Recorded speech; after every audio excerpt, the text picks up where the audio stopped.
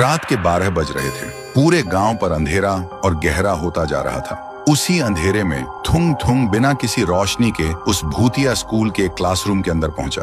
अंदर एक अजीब सी खामोशी और ठंडक थी, जैसे दीवारें भी सांस ले रही हों। तभी उसकी नजर टेबल पर रखे उस रजिस्टर पर पड़ी। देखते ही थुंग थुंग चिल्ला उठा, कौन हो तुम? मेरी सीता ने क्या किया? सामने आओ। तभी उसके पीछे से एक आवाज आई। वह तुरंत घूमा और देखा एक चमकता हुआ आदमी उसके बिल्कुल सामने खड़ा था। वह आदमी धीरे से बोला, मेरा नाम राइस्टार है। मैं इस स्कूल का टीचर था। मैं एक टीचर के साथ साथ एक किसान भी था। मेरे खेत का अनाज आधा मैं घर रखता और आधा बच्चों के लिए स्कूल में लाता। फिर एक दिन मैंने देखा गांव के कुछ ताकतवर लोग बच्चों के लिए रखा अनाज चुरा रहे थे।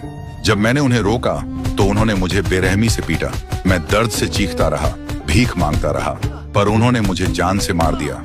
फिर मेरी लाश को स्कूल के बाहर उस पेड़ से लटका दिया था और लोगों से झूठ बोलकर मेरी हत्या को खुदकुशी का नाम दे दिया और इस स्कूल को हमेशा के लिए बंद कर दिया गया। तब से मेरी आत्मा इंसाफ और बदले के लिए भटक रही है। थुंग थुंग रोते हुए बोला, पर इसमें सीता और बाकी लोगों की क्या गलती?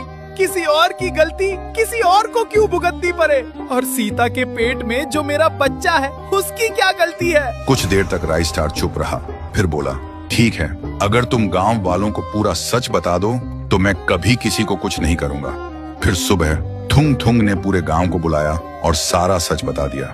सच सुनकर गांव वाले हैरान रह जाता है। फिर पूरा गांव स्कूल के पास जाकर घुटनों के बल बैठकर राइस्टार की आत्मा से माफी मांगने लगता है। माफी मांगते ही वो रजिस्टर जलकर राख हो गया। उस दिन के बाद धारमपुर में कभी कोई अचानक मौत नहीं हुई और कुछ दिन बाद सीता ने एक प्यारे से बच्चे को जन्म दिया।